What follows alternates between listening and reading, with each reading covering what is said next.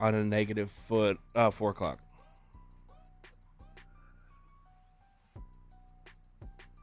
What's up? Happy Friday to everybody.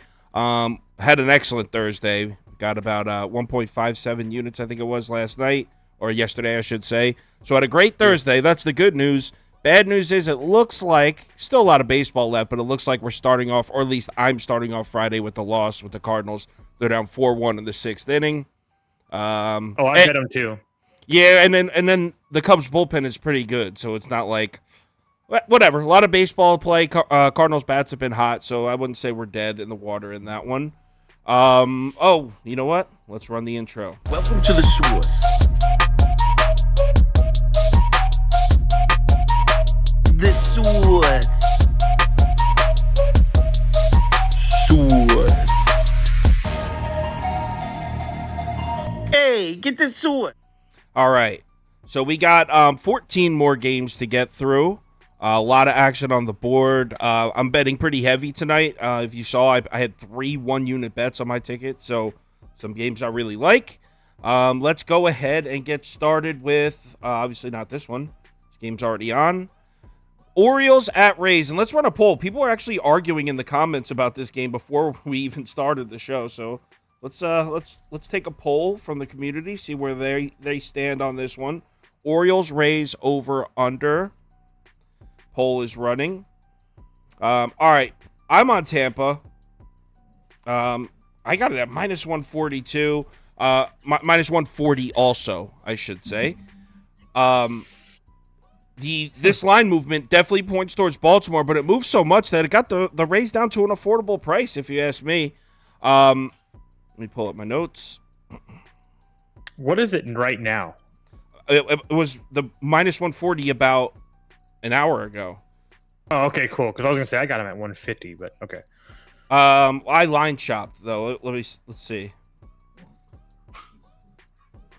Minus 140 on Bet 365 you can get.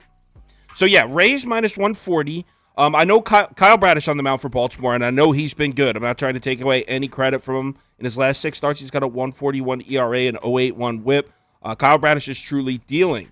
That being said, there's a couple concerns here for him. First of all, this is a start on the road. His road numbers definitely a little bit worse than his home numbers. His 2.39 ERA at home jumps to a 3.83 on the road. WOBA WHIP also jump on the road.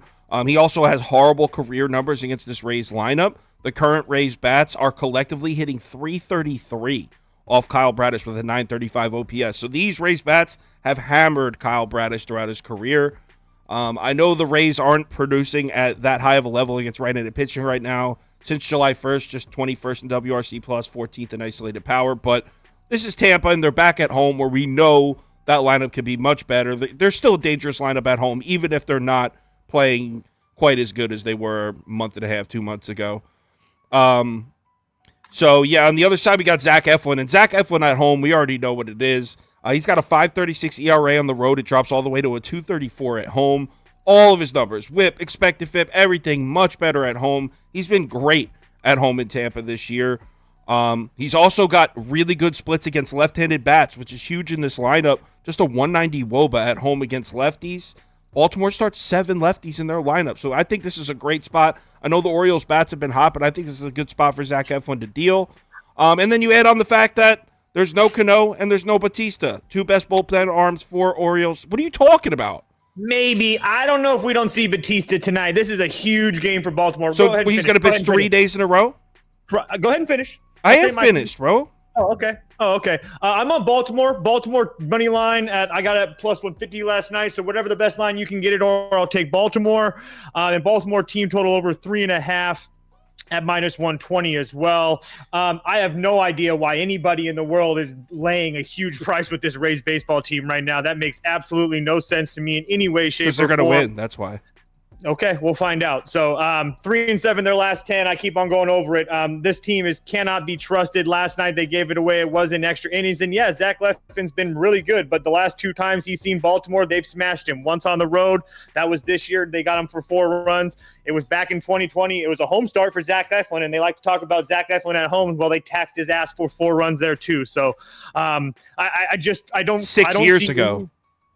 Okay, well, I'm just saying, like, at no point has Zach Eflin ever pitched really well against Baltimore. At no point. So if this is the one time at home and he's the one that stops the streak for the Rays, He's having the best year of his career, though. So be it.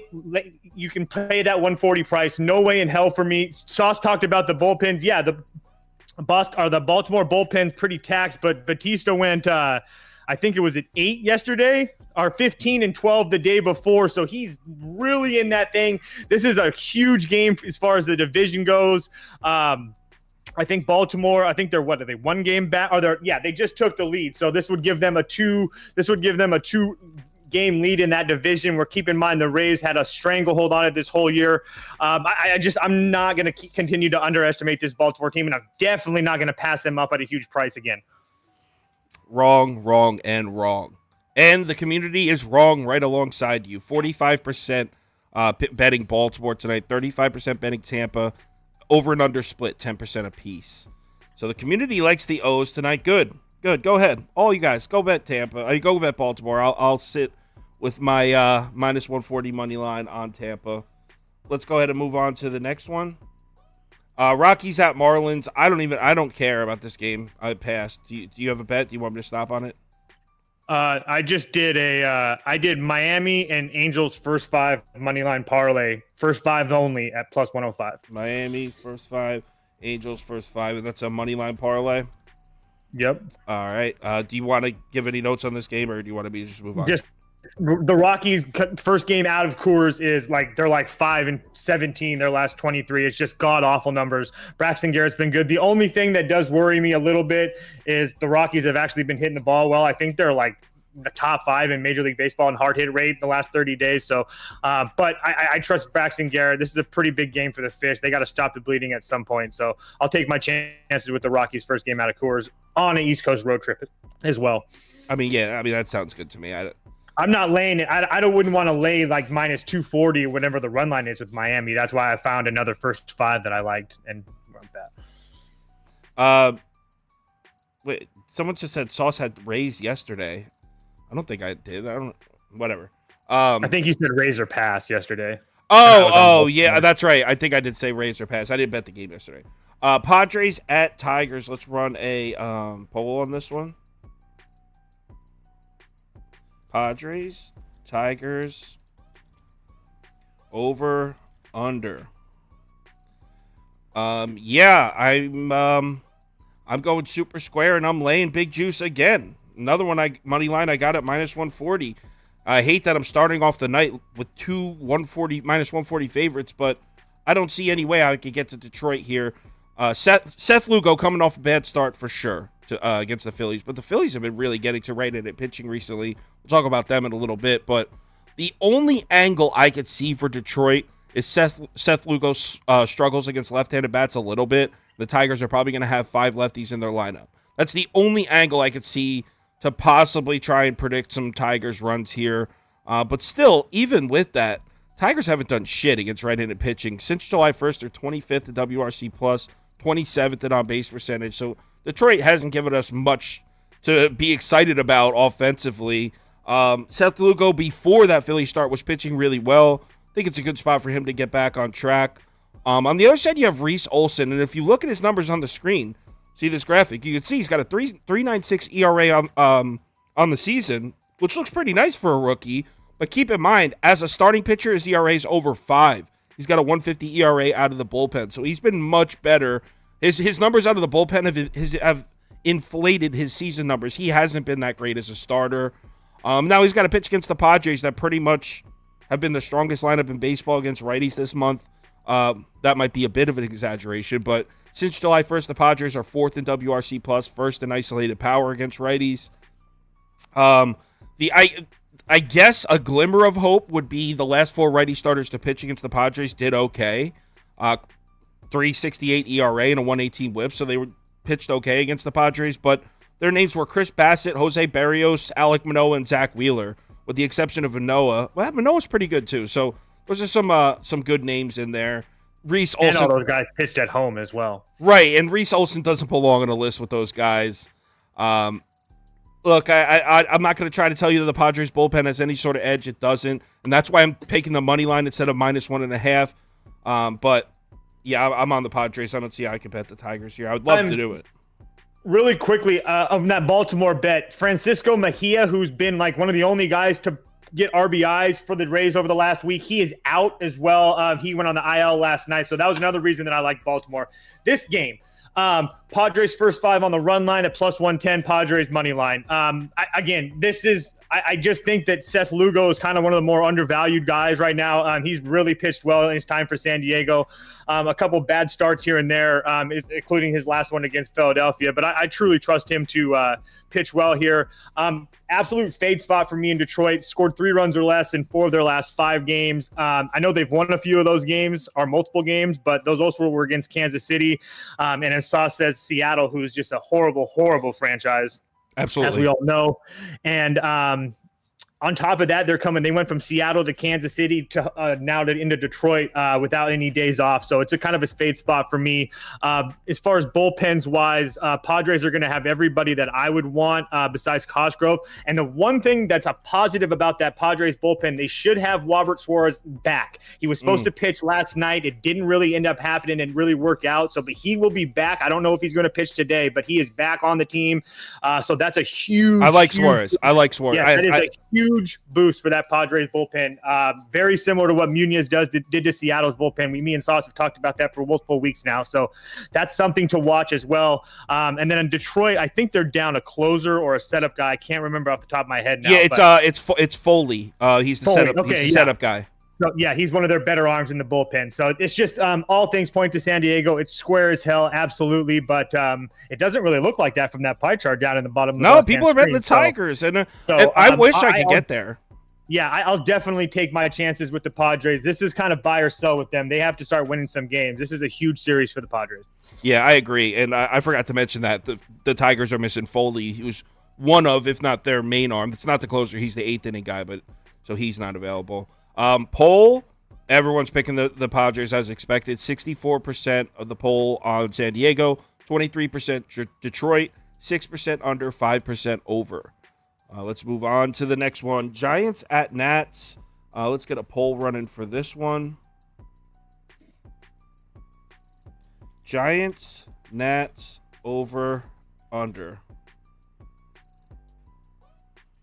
I'm sticking with the exact same thing I said on YouTube last night. I would love to go super sharp and take a shot on Washington, but there's a lot of people doing that, by the way, so it wouldn't even be super sharp. It's probably not the best way to describe it. I think the safest way to go here is just take the over at 9.5. Alex Wood. All right, so let me start with Alex Wood. So the current Nationals bats have excellent career numbers against Alex Wood. Through 40 career at-bats, they're hitting 350 off them. That's not in one game. Lifetime, the Washington Nationals' current lineup is hitting 350 collectively off Alex Wood with an 856 OPS. So they've had no problem hitting this dude in the past. His last 2 starts against the Nationals, he's got a 6.30 ERA. Now, I know when you look at his splits, Alex Wood's ERA on the road is a 2.96. It's a 6.15 at home. So if you look at his splits, you might be like, oh, shit, this dude's much better on the road. But if you look at the underlying numbers, I mean, he's got a 161 whip and a 512 expected FIP on the road. So that ERA is drastically inflated. I would call bullshit on those splits. I don't trust Alex Wood at all. Home, away, never have. And I'm certainly not going to trust him against Washington. Ready for this? The Nationals since July 1st, 8th in WRC plus against lefties. 1st in isolated power against left-handed pitching. The Nats are rocking lefties right now. The last 3 lefties they've seen, Drew Smyly, Steven Matz, and Andrew Heaney, those 3 guys combined against the Nationals for a 10.80 ERA. They are crushing lefties, 4.1 home runs per 9. So I don't see how anyone could have hope in Alex Wood here. All signs point to him getting smacked. On the other side, we got Jake Irvin, and I know it's really tough to get a feel on this kid. He was awesome to start, then he was awful. Now he's pitching pretty well again. I will say that he has already pitched against the Giants earlier in the season, and he shut him down. 6 1/3 shutout innings, just 4 hits. He's definitely showing signs of improvement. If you look at his numbers from his last 6 starts compared to the previous 5, his ERA dropped from an 8.41 to a 4.11, so he's looking better. And I think there's a chance that he pitches well here. I really don't know. The fact that the Giants already saw him scares the shit out of me. The Giants bats haven't been making much noise, but the last 3 righties they saw, Ashcraft, Ashcraft, Weaver, and Osvaldo Bido. Those 3 guys, the Giants had those 3 guys combined for an ERA over 7 against the Giants. So Giants look like they may be heating up again. So I think they probably do get to Irvin. And the Nats bullpen is terrible. So over. Yeah, I would lean over too. My favorite's Lane Thomas over 1.5 total bases at plus 105. You talked about it there. It's funny because if you look at if you don't pay attention to what the names are in those Nationals numbers, it's funny because Patrick Corbin, who was a starting pitcher, obviously 7 for 4 lifetime off of Mr. Alex Wood, which is hilarious. Corey Dickerson, Victor Robles, same thing, but they aren't playing today. But Lane Thomas, 4 for 7 with 3 RBIs total. I'll take my chances there. I lean over, but that Giants bullpen has been so very good. So if they don't both these teams don't get runs early, the Nationals bullpen's terrible, but it's that awful. Giants bullpen's been, the Giants bullpen's been very good. So it's just really hard for me to get to a side or a total here. So I just took Lane Thomas. He kills lefties. He has really good history against Alex Wood. So I'll just take my chances there. All right, cool. And let's see what the poll. Poll took the Giants, 44% Giants. 28% Nationals, 24% over. So a lot of people on the over with us, just 3% on the under. Let's move on. I think the sharpest play in that game would be Giants minus 1.5, because if they get a lead, especially of 2 runs after the 6th, it's probably lights out for Washington, especially with them coming off of a 6-game road trip too. So I just think the Nationals could score potentially 5 or 6 runs off Alex Wood. It's true. I mean, they might. Yeah. All right, next game, Kansas City at Yankee Stadium. Let's run a poll. Royals, Yankees, over, under. See who the community likes in this one. My bets haven't changed at all here. Same things I said last night. First 5 under 4.5. That's available at plus 100 on 3 or 4 books. Caesars, DraftKings, I forget which, but you can get it at plus 100 on most books. And I'm going to take a small shot on the Royals money line at plus 175, I think it was. I guess Toast doesn't like that one. No, I thought for sure you were going to say Yankees minus 1.5 with Schmitty. No. I was like, oh, no. No, I think Schmitty's going to pitch well, but I also think Alec Marsh is going to pitch well. So Alec Marsh has actually been good in his last 2 starts. He kind of got a bad rep because he's a rookie, and he made his MLB debut against the Dodgers, and he got rocked. So I guess it kind of just first impressions are huge, and I feel like everyone's first impression of Alex Marsh is like, oh, here comes another Royal starter just going to throw batting practice out there. His last 2 starts were against the Rays and at Minnesota, who are hitting right-handed pitching. He had a 3.27 ERA and a 1.09 WHIP in those 2 starts, so he's actually pitching pretty well. And even better, he's got great splits against right-handed bats. 2.57 WOBA and 0.75 WHIP. That one came from Prop Beaver. So he's got really nice-looking splits against right-handed bats. The Yankees are probably going to start 8 righties. So, the Yankees against right-handed pitching, 27th in WRC+, 29th in isolated power, so they're not even hitting home runs anymore. The Yankees have sucked against righties, and you got a dude who pitches real well against right-handed bats coming into Yankee Stadium. I don't think it's crazy to say that Alec Marsh pitches a good game here. Seriously. We just saw Chase Silseth, Griffin Canning, and Chase Anderson. Those 3 guys, did you hear those names? Silseth, Canning, Chase Anderson. Those are the 3 guys that just shut the Yankees lineup down. That's the last 3 righties they've seen. So is it crazy to think Alec Marsh, after pitching 2 good games against the Rays and the Twins, comes to the Yankee Stadium and shuts the Yankees down? No, it's not. I think he pitches great. On the other side is my man Schmitty, and he's been better at home this year. He's also been better as of late. His last 11 starts look a lot better than his first 9. That being said, he's a little bit susceptible to lefty bats, and the Royals are going to have 6 lefties in the lineup. Either way, I trust Clark Schmidt to pitch well against this shitty Royals lineup. But really, it's going to come down to, I think this game could be 0-0 after 5 innings, and the Yankees bullpen has fallen off a cliff. If you rewind a month and a half ago, this is one of the stronger bullpens in baseball. It's one of the worst now. So I think we're looking at a low-scoring game that's going to be a coin flip crapshoot in the second half. and you can get a coin flip at plus 175. Take that every single time. Under 8.5 Royals money line. There you go. I really can't add anything else to what he just said. Over my dead body, when I lay a juice like that with this Yankees team right now, makes absolutely zero sense to me in any way, shape, or form.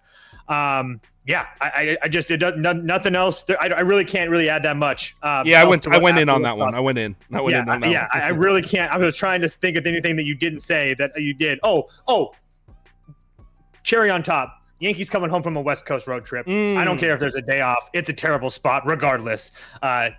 We got to add that. Agent. Well, I'll talk to Prop Beaver after. We need to add that to our graphics because I miss that sometimes because we don't have it in our whatever. That's for a different discussion. Poll, 29% Kansas City, 43% Yankees. So you would think Yankees at home against the Royals that everyone would be picking Yankees. Now, there's a lot of people in the comments betting the Royals with us.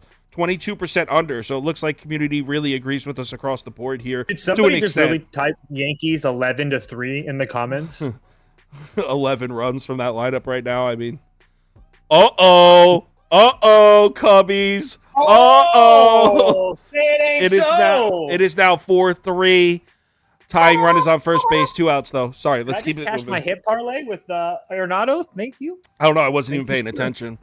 Next game is Phillies at Cleveland. This should be a cool series. Let's run a poll. I'm actually excited for this one. Yeah, me too. I'm not excited about my bet, but I hate my bet, but it's had to be done. Sounds like we're on the same side then. I hate my bet, and I put a full unit on it because everything points to this being the right side. I just hate it. It is. I'm on the Phillies. Yeah, absolutely. So scumbag it up, baby. Yeah, this is maybe a little bit controversial. Maybe Toast agrees. Maybe doesn't agree. I think Cleveland's the better team, top to bottom here. But at this spot, it's just perfect for Phillies. You like the Phillies, whatever. But anyway, so I'm on the Phillies here. I know Ranger Suarez looks like his warpath is over.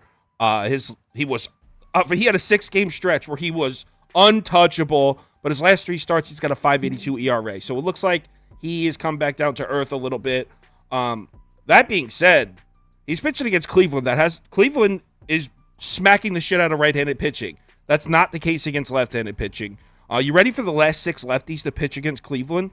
Rich Hill, Martin Perez is pretty good. Andrew Heaney, Ryan Yarbrough, Daniel Lynch, Colby Allard. Do you hear those names? That's the last 6 lefties to pitch against Cleveland. You know what their numbers are against Cleveland? 3.81 ERA and 1.33 WHIP. So they've had a stretch where they've seen a lot of bad lefty starters, and they haven't been taking advantage of it. Bad lefty starters are pitching well against Cleveland. Ranger Suarez is not a bad lefty starter. We know that he's a good, reliable lefty starter. I expect him to pitch well. And then on the other side is Gavin Williams, who I like, and I think Toast likes him too.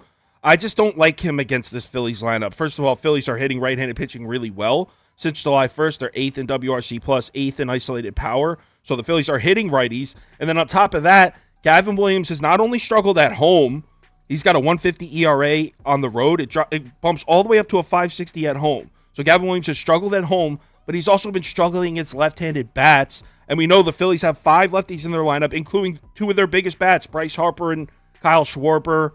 Kyle Schwarber seems to be heating up too. So, and the crazy part is, bullpen-wise, you would think Cleveland has the huge edge, but that's not the case at all. The Phillies' bullpen has been way better than Cleveland's.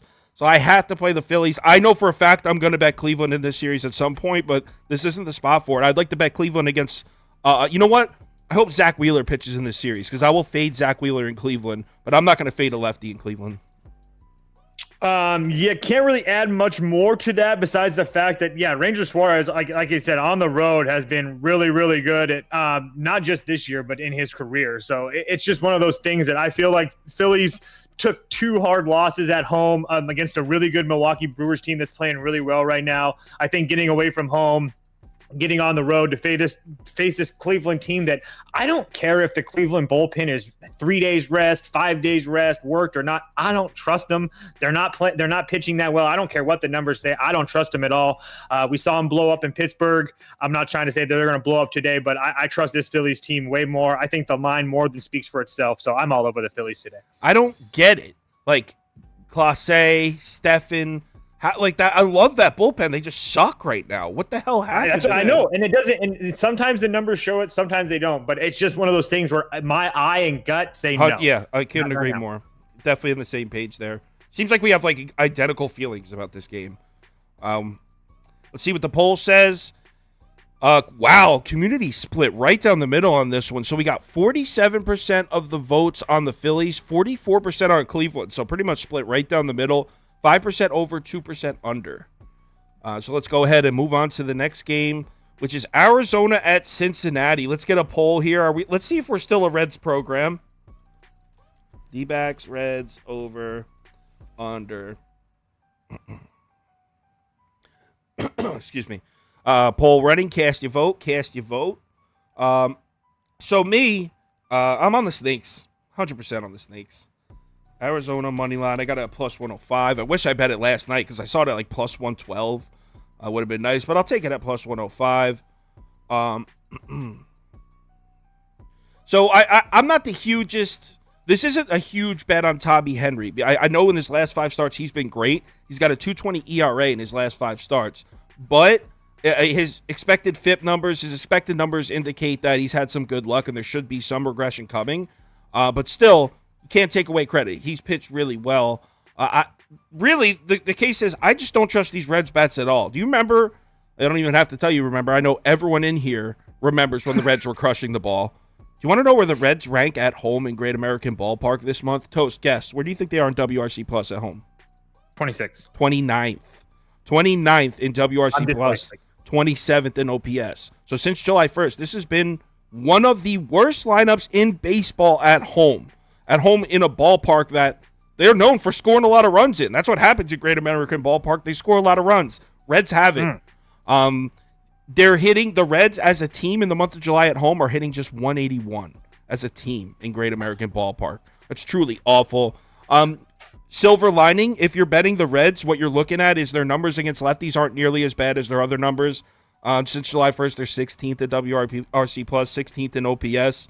So I guess that's a glimmer of hope.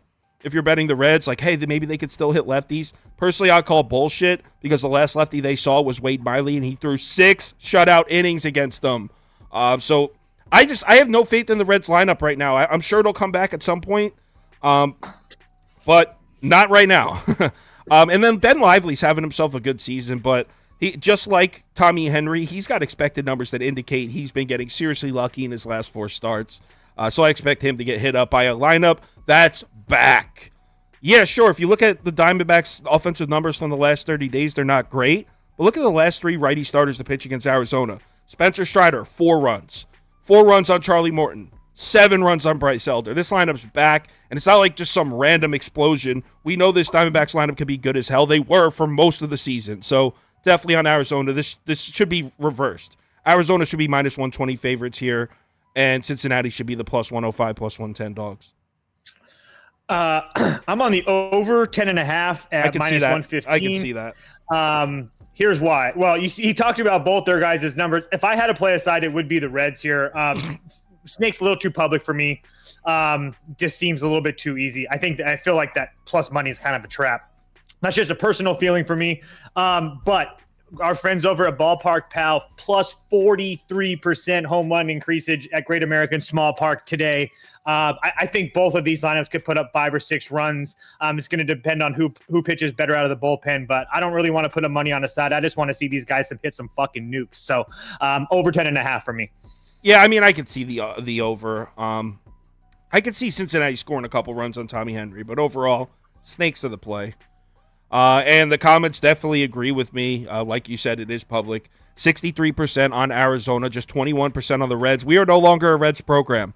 14% on over, just 1% on under. So let's go ahead, move on to the next game, which is Mets. And just no Jake Fraley today. It's a lefty, just so everybody doesn't ask me. Dude sucks anyway. Yeah, just keeps on cashing for me, bro. Mets at Red Sox. Beaver was so mad at you when you told him that he could win MVP or whatever. He still brings that up.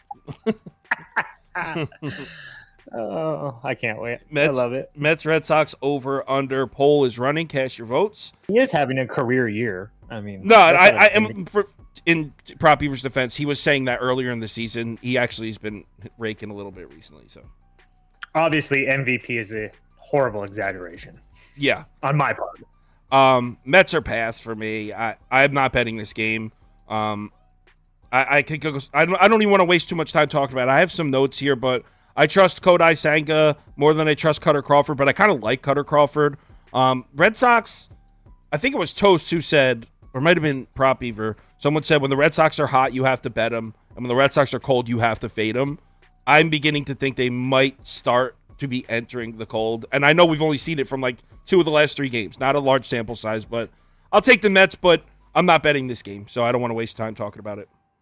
I'm betting it. Mets first 5, Mets full game. Really? Both plus 100. I would have. Yeah, both plus 100. There's absolutely no question for me. Devers is hurt. He's going to play. He hasn't played 2 of the last 3 days, but now he's going to play coming home from a West Coast road trip. Like, get out of town. I'm not worried about it right now. Mets have been pretty well decent, especially over the last week. After that 2 losses to the Dodgers, they came back with wins against the White Sox, and then obviously a win against the Dodgers. Lost yesterday, but I think Kodai Senga comes in here and pitches well. I mean, he's really, over his last 7 starts, St. Louis got to him, but he's been throwing, 1 run or less every time out there. So, and like I said, Boston 7-3 their last 10, but they've lost their last 2. I think Devers is hurt. I don't like the spot for them coming home from the West Coast. So I'll take my chances with the Mets. Public seems to be pretty heavy on the Red Sox today as well. So I don't see a lot of Mets tickets out there. So I'll take my chances with the Ghost. And to answer the comments, yes, it is Cutter Crawford. On YouTube, I was talking about it. So all the websites last night had James Paxton, but one of our guys here found a Boston beat writer that had tweeted out it was going to be Crawford. So that's why we held up, and I passed on the game last night because we had a feeling they were all going to change to Crawford, and he was right. So, yeah, it's definitely Cutter Crawford, not James Paxton. All right, so let's see what the poll. Damn, a lot of games where the community is split right down the middle. 42% Mets, 41% Boston. I think that's 3 games now. We're just dead split. 8% over, 6% under. Let's move on to the next game. Oh, whoops. Dodgers at Rangers. And look, you know what? Before I say anything, let's start the poll. I really don't know what you're playing right now. I'm really curious. I know who you're playing. I hope so. You're on Texas. No. Oh, wow. All right. Well, I'm on Dodgers. What? Yo, we got a day. We got a couple I know. teams We're on a lot of the same sides today. today. We're either going to get rinsed or we're going to celebrate together. That's right. I'll take that. So this one, the line moved just to a point where how do we not take the Dodgers at plus 110? I got this. Exactly. I placed this bet already. Plus 110. I think it was on Bet 365. I've been waiting because it's been going up. I mean, look, I get playing the Dodgers after they moved the line 20 cents away from the Dodgers. It's definitely a bit square. Definitely seems like they're daring us to play the Dodgers, but they're reacting to everyone betting Texas. Everyone's betting the Rangers here, and I completely understand why after what they just did to Tampa in that series. Look, I am not going to sit here and try to defend Tony Gonsolin. He hasn't looked great. Expected numbers indicate expected numbers indicated in the beginning of the year when he was pitching well that this regression was coming. It came. He pitched a great game in his last start at Citi Field, but his expected numbers in that game had his earned runs over 5 or 6 anyway. So still, I don't have a ton of faith in Tony Gonsolin. But you know who else I don't have any faith at all in? Andrew Heaney. I don't care that his last 2 home starts were good. This dude is a fade to the maximum. Jay Briggs from Pick Dogs, the most diehard Texas Rangers fan there is, even he will come out and be like, "Oh, no, I can't bet Heaney." He'll straight up say that, and he's like, he's about as diehard Rangers as they can get. Dodgers bullpen has been great. They'll certainly have the edge in the second half. I mean, it's just Dodgers plus 110 with Tony Gonsolin on the mound. Like I said, super square, but I'll take it. Yeah, I passed on the Dodgers at plus money the other day, and I told myself I wasn't going to do it again. So it's Dodgers money line for me. Tony Gonsolin, I called him the rent payer last year. I was making huge bets on him every single time he pitched. Obviously hasn't been the same guy this year, but it's still the Dodgers who are 8-2 their last 10 games and just absolutely killing the ball. And oh, by the way, the lefty killers in that lineup like Mookie Betts, Hernandez, Will Smith, all the major guys all hit hit lefties extremely well. So, I mean, even Freddie Freeman's batting 992 OPS. So, whole bunch of one-daughters. Freddie Freeman has a 992 OPS against lefties?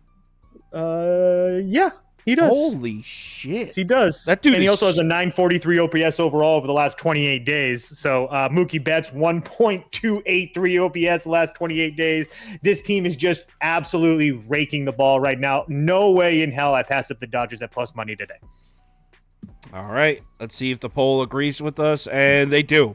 45% on the Dodgers, 30% on the Rangers, 21% over, 3% under. So it looks like the community's thinking Dodgers and over in this one. So let's move on to the next game. This is set up for 3 people. Sorry about that. Next game, White Sox at Twins. And the line movement scared the shit out of me. Last night on YouTube, I said Twins first 5 on the run line. No, not betting that. I'll just say White Sox are pass, but it's a pass.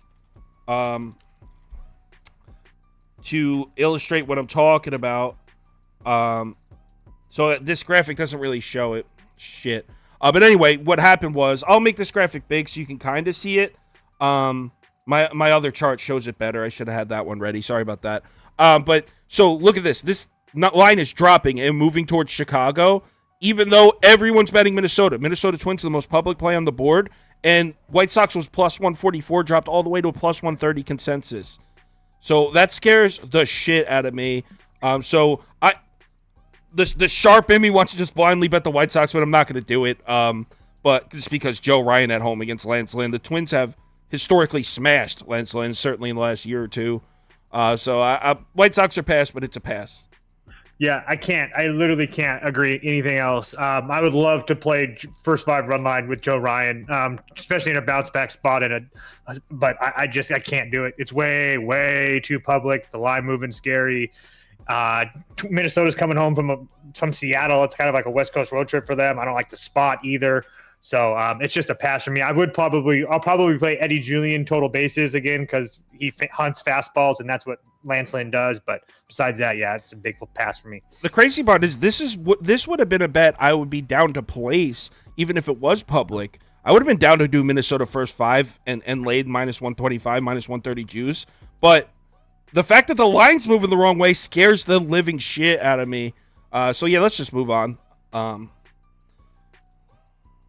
They're giving you like that first 5 run line right now, minus 110, minus 115. They're just inviting you. Right. Why? Like, Why? Yeah, Joe Ryan at home against Lance Lynn. Why would they give you that? So scary. Braves at Brewers. Let's run a poll. We already know where they're at. I don't know, bro. D-backs won the poll over the Braves in that final game of the series. Did they really? Yeah. Oh, okay. They had Diamondbacks plus 165 or whatever, and on the community parlay against the Braves. That's right. My bad. So anyway, in this one, I'm on Atlanta for sure. Get the fuck out of here. Because I enjoy winning. That's why. And this is a winning bet. Atlanta minus 120.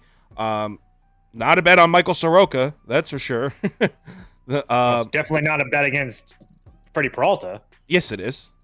Oh, okay. So this is not a bet on Michael Soroka. I don't believe in Michael Soroka. I don't care that his last 2 starts, his ERA is down to a 2.35. Don't care because his expected numbers indicate he's gotten lucky as hell. He also only threw 4 2/3 innings and 3 innings in those 2 starts. So I call bullshit on Michael Soroka's last 2 starts. Not a bet on him. It might be a bet against the Brewers lineup, though. Certainly against righties. Since July 1st, they're just 20th in OPS, 19th in WRC+. I don't really trust the Brewers lineup against righties at all. I'm sure they'll score 2 or 3 runs off Soroka here, but I don't count on this lineup against a right-handed pitcher to just explode. Now on the other side, here we get to the juice of the bet. We are fading Freddie Peralta in a heavy way here. So now, if you just look at Freddie Peralta's last 4 home starts, right? Since June 1st, Freddie Peralta has made 4 starts at home. In those 4 home starts, he has a 4.64 ERA, a 1.08 whip. Expected FIP looks good at a 3.27. He's got decent-looking numbers at home in his last 4 home starts. So why am I fading him? You want to know who they were against? Cubs, Pirates, Athletics, Orioles. And the Orioles start was back on June 6th before they got hot. So the cold-ass Orioles, the Oakland A's, the Pittsburgh Pirates, the Chicago Cubs. Those 4 games all at home, and your ERA in those starts is a 4.64. How the hell am I going to trust you against the Atlanta Braves if you're struggling with the Cubs, Pirates, and A's? No way. Braves are going to rock this dude. I know the Braves bats have taken a small step backwards, but this lineup's still terrifying. 9th in WRC+, 9th in OPS versus righty since July 1st. Yeah, Atlanta all the way. Milwaukee's bullpen has been red hot, so let's give them some credit. The Brewers' bullpen has found itself, but it's the Braves' bullpen. It's not like it's bad. So I'm on Atlanta all the way here. And now the next part of the show is titled Toast Giving a Losing Bet Out. Yeah, so let's talk about that Braves bullpen really quickly. Noah Iglesias, he's went 2 of the last 3 days. Major pitches yesterday, 22 pitches. He's not going to be available. Yates, their setup man, major pitches the last 2 of the last 3 days. He's not going to be available. So if you trust Jimenez and McCaw to hold it down for you. I think Iglesias. You do your thing, bro. This is my time. You waited. You got your turn. This is my turn now. Thank you very much. I appreciate that. Oh, that Milwaukee bullpen fully rested, fully 100% rested. And oh, by the way, how has Freddie Peralta done against the Braves in his career? Let's just take a look. 7 innings, 2 hits, no runs, 10 strikeouts. The year before that, 6 innings, 2 hits, 0 runs, 8 strikeouts. That's the old Freddie. I'm not really worried. That's the old Freddie. I'm not really worried about his home numbers. This is a big spot for a big spot for a team of the Brewers that have been playing extremely well baseball. Brewers first 5 on the money line at plus 100. Brewers on the money line at plus 100 again. Thank you, sir. Bad bets there. Just bad betting. You're using Freddie Peralta's numbers back for when he was good. He is not good anymore. Freddie Peralta is an average starter. We can't use his past numbers because he's a different guy right now. And the Braves are going to crush him. I hope so. Let's see what the poll thinks. And the poll is on my side pretty heavily. 59% on the Braves, 32% on the Brewers, 5% under, 2% over. So let's move on to the next game. Come on, Cardinals. Cardinals have 2 men on and no outs, by the way. I know. I'm trying to respect Beavers' wishes. Yeah. So let's go to the next game. Which is Pirates at Angels. I'll run a poll on this one, but I don't think there's a ton of betting value in this game personally, but let's run the poll.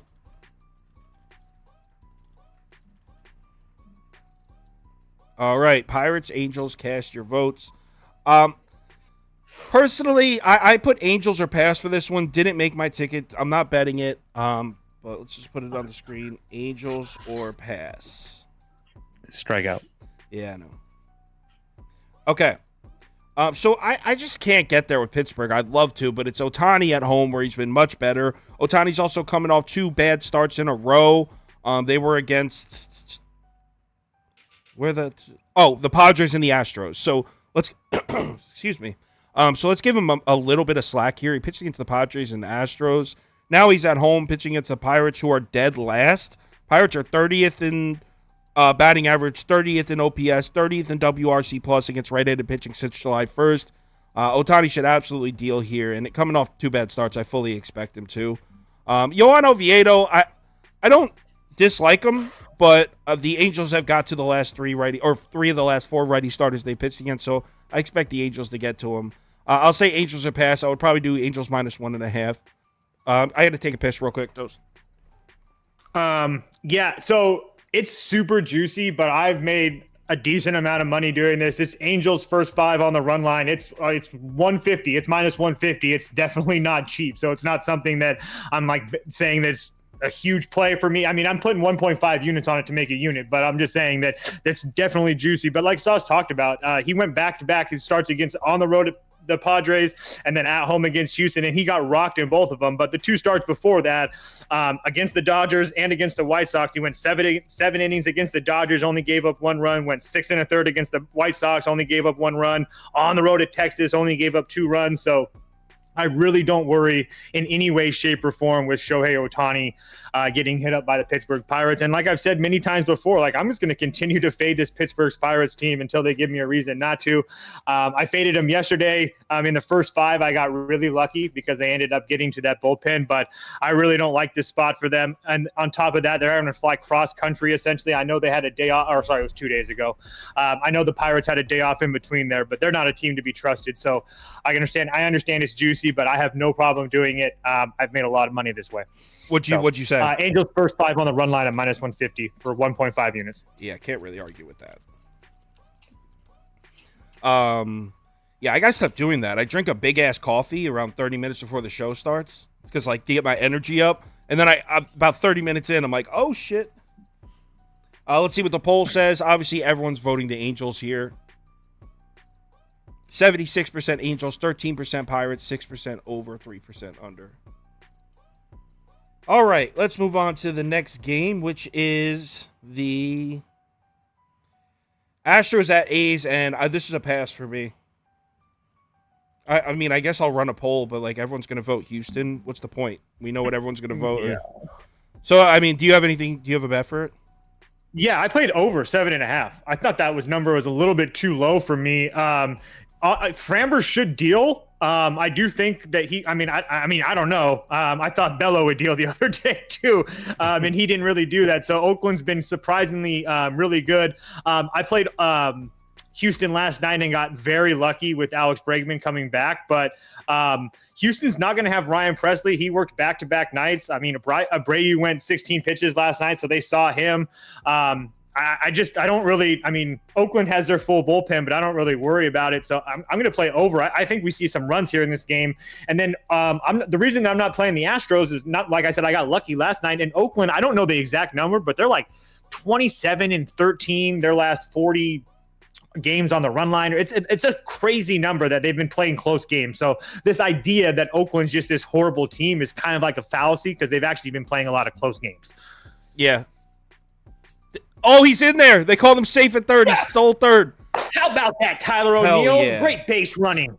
It's about that was O'Neill that did that? Yeah.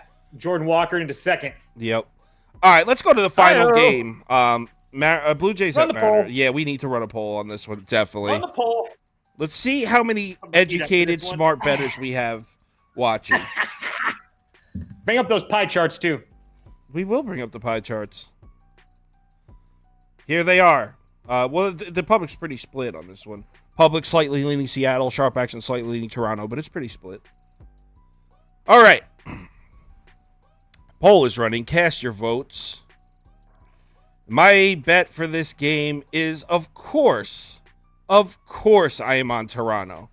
Because it's the right move. I got it at plus 102. I don't see how you could convince me otherwise.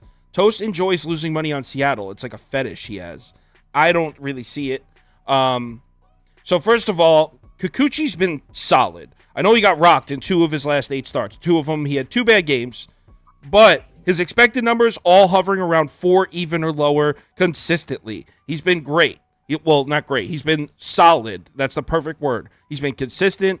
I fully expect him to pitch well here against a Mariners lineup that is not hitting left-handed pitching. Since July 1st, the Mariners are 24th in WRC+, 26th in OPS. Kikuchi has pitched against his old team, the Mariners, before. It was May of last year, 6 innings, shutout, just 1 hit. But it was May of last year, not even putting any weight into that. Just thought it was worth mentioning. I fully expect quality start from Kikuchi. On the other side, we got Bryce Miller. And at first glance, you might think he's been better at home in Seattle with a 2.84 ERA compared to a 4.85 on the road. But look at his FIP and expected FIP numbers. They're pretty much the same. Basically, he tells us he's been having good luck at home and bad luck on the road. He's been solid, Bryce Miller. I'm just saying ignore the 2.84 ERA. Something I do want to pull up is shit, I can't pull it up, though. Damn it, my graphics aren't ready to load. But what I wanted to show you was Bryce Miller's last 6 starts, and it shows 3 of them he got rocked, he got hit up, and the other 3 he pitched well. And the 3 bad lineups he pitched against, he pitched well, which was Miami, the White Sox, and Detroit. He pitched well against. The other 3, Texas, Baltimore, and Tampa. So he's struggling against good lineups, pitching well against bad lineups. The Toronto Blue Jays, definitely a good lineup, especially against right-handed pitching and especially on the road. This has been one of the best lineups on the road all season. 7th in WRC plus, 11th in OPS on the road this year. I think the Jays bats are going to piece Bryce Miller up. So I actually like Toronto in the first 5 and the full game. I'm just betting the full game though because the Blue Jays bullpen has been awesome. So is the Mariners, to be fair. But yeah, I'm taking Toronto at plus money. I think they should be favored. Yeah, I'm on Seattle. I understand they're 5-5 their last 10, but at the same time, I don't really trust this Toronto team right now. I watched all 3 games very closely against my Padres, and they looked like absolute dog shit in those games. And frankly, I think they were very lucky to win yesterday, scoring those 4 runs. So I just don't trust them. I understand it's the first game of a road trip for them. They looked well against Arizona. But it looked like Arizona just went to Canada sleeping because as soon as they left there, they've been on fire. So I just, when I looked at it, Toronto was a little bit more public than I thought it was, but either way, I'm on Seattle here. I like Bryce Miller. He's still one of those guys that until he actually gets hit up super hard again, that I'm going to continue to do it because remember, his first 2 starts were really bad this year. Texas and the Yankees both smacked him really hard, but since then, he's been really good. The lone bad start, I guess, or so-so start was on the road at Baltimore where he only went 4 1/3, but besides then, he's been really good. So his last 2 starts at home against Tampa Bay and Toronto, really good. I'll take my chances with the Mariners in that bullpen that's rested. Toronto has their guys. I guess Romano, Swanson, Miza all weren't yesterday. Garcia the day before. So it's not like they're 100% after working yesterday and then having to get on that flight. So I think Seattle at home is the play here for me. So that's what I bet. And we'll see what happens. Oh my God, dude. Oh my God. That pitch missed by fucking a half a foot. Oh my God. You got to be kidding. Unreal. All right. So let's do the fuck, man. All right, let's do the underdog pick 'em.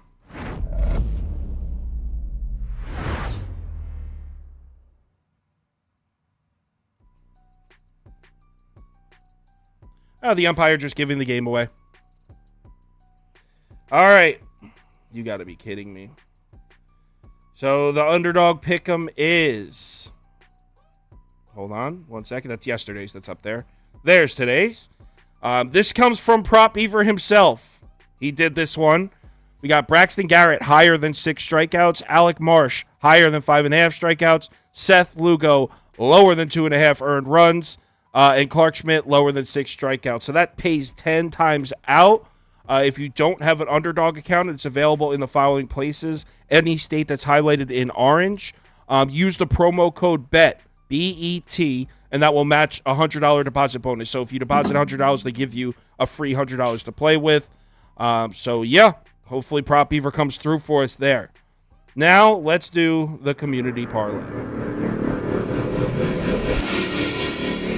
Hey, come on, it's the community parlay. What's the matter for you? Yeah, I agree with that. Like, I think they should just fire an umpire on the spot. Or just correct the call. Be like, yo, dude, that missed by a half a foot. The crazy part is the one before that missed, too. Missed by like 2 inches, and I wasn't going to say anything. It's like, it was somewhat close, I guess. And that one missed by a bunch. That's fucking crazy. All right. So, community parlay. 2 clear balls. Exactly, yeah. But back-to-back missed. By the way, the poll is heavily favoring Toronto here. All scripted, the dude said. You got to have such a low IQ to think that. All right, so Marlins money line. Padres money line. Giants or Nats? Who won that poll? That was like split. So I guess I'll put the Nats up there. No, I'll put the Giants up there. I think the Giants might have slightly won that one. Yankees or Royals? Definitely Yankees. Wow.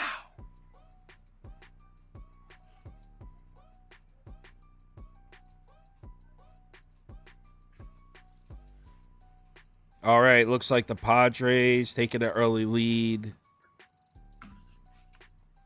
What's shitty about that is that he's so defenseless as a hitter there because the first one was off and then the second one was even farther off. So he has to swing at that. Right, because they're going to call it a strike again. Yeah, they threw him out. Take that pitch. He threw him out. It's fucking a joke. That's a joke. That is a joke.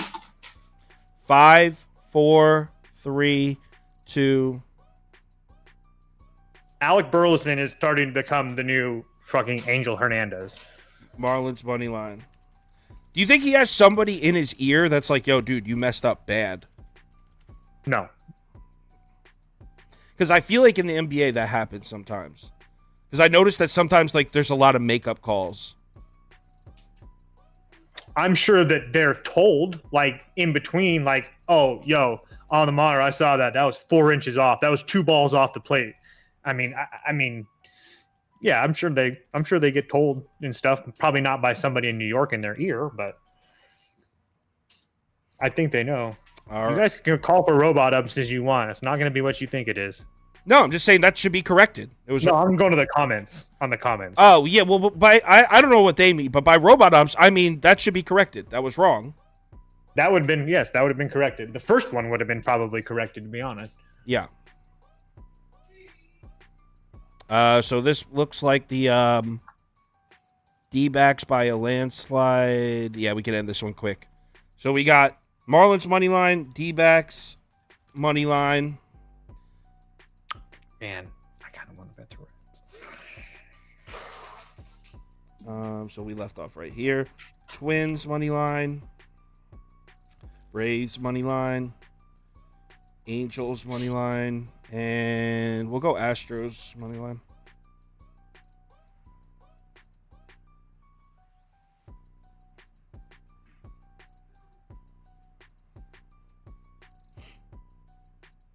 Looks like the Braves gonna take this one at least. Oh wait, never mind. Here come the Angels.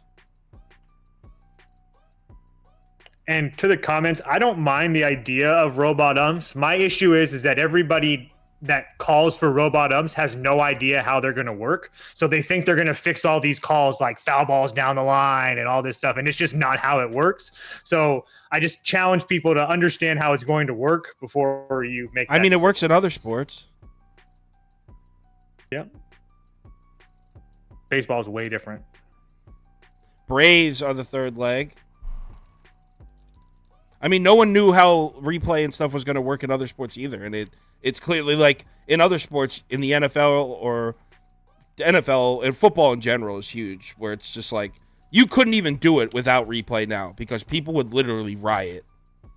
Oh my God. Yeah, that would be. It would like people would burn the city down if their team lost when like a ball clearly bounced off the turf and they called it a catch. If that doesn't get corrected, there's an actual anarchy. And oh yeah, I mean, and in baseball, I mean, if you want to watch what robot ops done, you can watch games in the minors that do it. I mean, it's fun to watch. I mean, they do it. It's pretty cool. it's just like why wouldn't just someone tell the ump in his ear if it's a strike or a ball? Why does he have to why would he do it by the naked eye? It makes no sense. You're muted. No, I'm just not talking. Oh. I mean, that's just how the game has been. It's going to be In no every circumstance is the human naked eye better than a monitor. Like in zero circumstance. No, I'm not agreeing with that. But their issue is what they're going to come back, because I read about this all the time. Like this is an ongoing thing. They just don't feel like they have the technology to get it right with all 32 stadiums and having the exact same, because there's so many very different variables in every single stadium. So to get it, they have to get it right before they implement it. That's the issue. All right, community parlay. Marlins, D-backs, Braves, Padres. What are the odds on that? Braves. Sorry, you got me going on that. It is 190. Come on. 789 or 798. 798. So Marlins money line, D-backs money line, Braves money line, Padres money line plus 798. The community needs a hit, man. Community parlay's been so cold. Let's grab one. Thanks everyone for watching as always. I think I'll be back at 11 a.m. tomorrow morning. I don't know if I'll be here Sunday, though, because I have 2 barbecues this weekend. I have one Saturday afternoon and then Sunday afternoon. So I'll definitely be here tomorrow morning, but Sunday I might not make it. I'll let you know. Let's have a good night. Remember to bet responsibly.